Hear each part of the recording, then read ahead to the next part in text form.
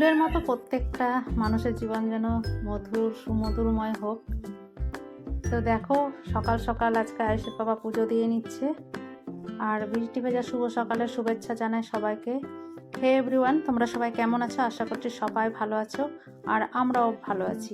তো আজকে এখন থেকে বৃষ্টি পড়ছে, তো আজকে তাড়াতাড়ি রান্নাটা করব। তো দেখো ওইদিকে আমি লাউ ডাল বসিয়েছিলাম, মুগ ডাল আর কী ডাল দিয়েছিলাম ভুলে গেছি, মটর ডাল হতে হয়। তো দেখো আজকে হবে মিক্স সবজি আর হবে লাউয়ের সবজি। আজকের দিনটা হচ্ছে সোমবার, আর আজকে ছিল উল্টো রথ। তো দেখতে পাচ্ছ এক বালতি ভর্তি কাপড় কেচে নিয়েছি, আবারও রোদ উঠে গেছে আর বৃষ্টিটা নেই।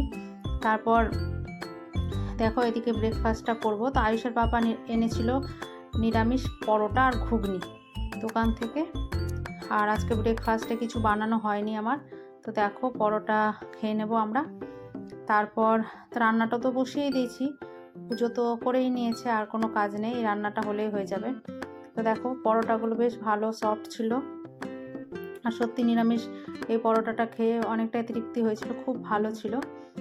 তো দেখো এদিকে অনেক কটাই পরোটা এনেছিল আমাদের 3 জনের জন্য। তো দেখো ঘুগনি ঢেলে নিচ্ছে, তো খুব দুর্দান্ত ছিল ঘুগনিটাও খেতে, নিরামিষের মধ্যে খুব টেস্টি ছিল। আমার এখনই মনে পড়ছে, আবারও খেতে ইচ্ছে করছে। তো যাই হোক, আয়ুষ লিখছিল এদিকে প্রজেক্ট, এখন অনেকটাই বেলা হয়ে গেছে। তো আয়ুষের খিদে পেয়ে গেছে, নিরামিষ হয়েছে তো খাবে না, মানে শাক সবজি তো কোনো বাচ্চারই পছন্দ নয়, তবুও খাওয়ানো হয়। তো এইদিকে আমি একটুখানি ম্যাগি সেদ্ধ করে দিচ্ছিলাম, খুব বায়না করছিল তো। আর প্রজেক্ট লিখছে অনেক, মানে ঝড়ঝাপটা করে প্রজেক্টটা লেখানো হয়, অনেকগুলো সাবজেক্টের প্রজেক্ট লিখে লিখে, আর বাচ্চা তো লিখতেও ইচ্ছে করে না। তো দেখো এদিকে আমি একটু নিয়েছিলাম আর একটু আয়ুষকে দিয়েছিলাম। তো দেখো প্রজেক্ট লিখছিল আয়ুষ, আর সত্যি কথা বলতে এখনকার বাচ্চাদের প্রচণ্ডই চাপ, তো অনেকক্ষণ থেকে প্রজেক্টটা লিখতে বসেছিল। তারপর দেখো আবারও এবার রান্না করছি, একবার আয়ুষের কাছে যাচ্ছি, এই করছি। তো আমার মিক্স সবজি ডাল ভাত এগুলো সব হয়ে গেছে। লাস্ট এই যে লাউয়ের সবজিটা করছিলাম, এটা মটর ডাল একটুখানি ভিজিয়ে রেখেছিলাম, মটর ডাল দিয়ে নিরামিষ। আর এই যে আমি করেছিলাম মিক্স সবজি, সর্ষে বাটা দিলে মিক্স সবজিতে ভালো লাগে, নিরামিষে আর কি দেব।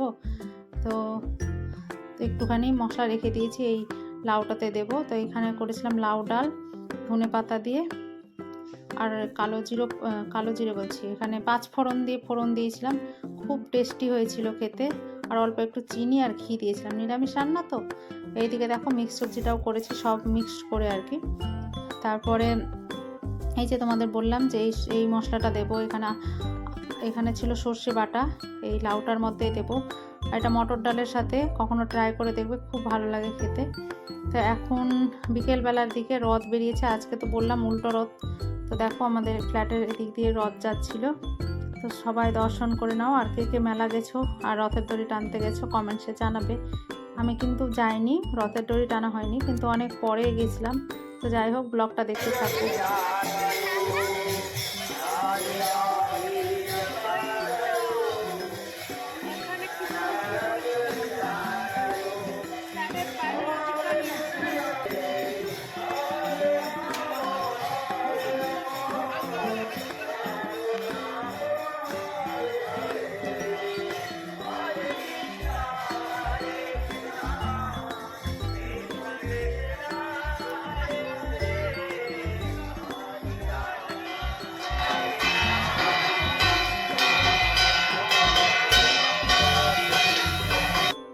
এর আগের ব্লগে তোমাদের বলেছিলাম যে আমাদের এখানে রথতলায় রথ হয়, তো এখানে আবার উল্টো রথের দিনও অনুষ্ঠান হচ্ছে। তো দেখো কতটা হারে ভিড়, আমি বেশিক্ষণ থাকিনি, আর আজকে যেহেতু সোমবার দিন ছিল, আর আমাদের তো জানো তোমরা নিরামিষ, তো কিছু খাওয়া হয়নি, মানে এমনি জাস্ট ঘুরতে এসেছিলাম, তারপর বাড়ি চলে গেছিলাম।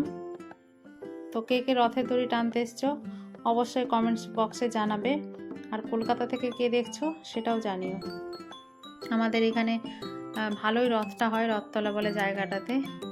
তো বেশ ভালোই ঘুরেছিলাম, আর অনেক ভালোই লাগছিল, কিন্তু প্রচণ্ড হারে গরম লাগছিল, কি বলবো তোমাদের। তো বিভিন্ন রকম এখানে অনুষ্ঠান হচ্ছিল, পুরো একদম রাস্তা ভর্তি, আর এদিকে মানে অনেক পরিষেবাটা ভালো ছিল, পুলিশরা ভালো করে প্রত্যেকটা মানুষকে মানে ভিড় মানে ভিড় যে থাকে সেটাকে মেনটেন্স করছিল, খুব ভালো ছিল। তো দেখতেই পাচ্ছ এখানে সামনে রথ রয়েছে, আর দেখতেই পাচ্ছ কি হারে ভিড়টাও ছিল, অসম্ভব হারে ভিড় ছিল। তো একটুখানি থেকে আবারও বাড়ি চলে এসেছিলাম।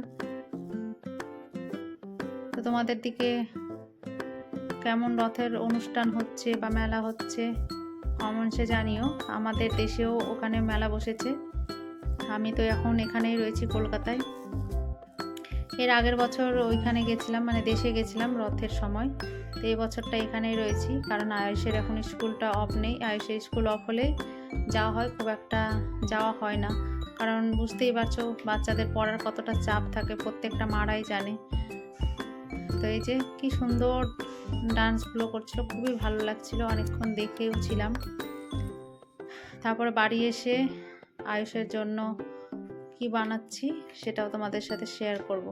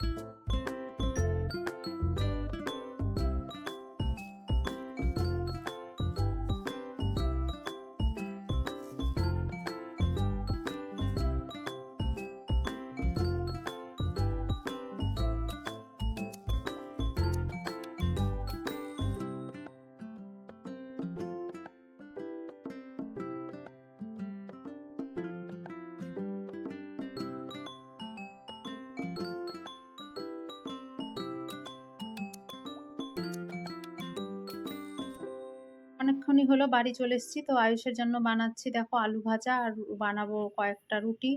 আর আমি রাতে আজকে খাবো না। তো দেখো এদিকে আলু ভাজাটাও বসিয়ে দিয়েছি। আর আয়ুষের পাপা তো গেছে রথের ডিউটি গেছে, তো আজকে তো ফিরবে না, নাইট ডিউটি করবে। তো এখানে আমি আয়ুষের জন্যই শুধু বানাচ্ছি ডিনারটা, কয়েকটা রুটিও বানাবো। এই হবে আজকে আয়ুষের রাতের ডিনার। মাঝে মধ্যে আমি স্কিপ করি রাতের খাবারটা, শুনেছি রাতের খাবারটা স্কিপ করলে নাকি ফ্যাটটা অনেকটাই কমানো যায়। তো এইদিকে দেখো আয়ুষ পড়তে বসেছে, তারপরে গিয়ে এখন 9:45 প্রায় বেজেই গেছিলো। দেখো এখানে আয়ুষকে খেতে দিয়ে দিয়েছি, আর আমি নিজের জন্য করেছিলাম গ্রিন টি। আর সত্যি কথা বলতে আজকে খেতেও ইচ্ছে করছিল না বলেই খাইনি, মাঝে মধ্যে খাই। তো যাই হোক, ভিডিওটা ভালো লাগলে লাইক শেয়ার করে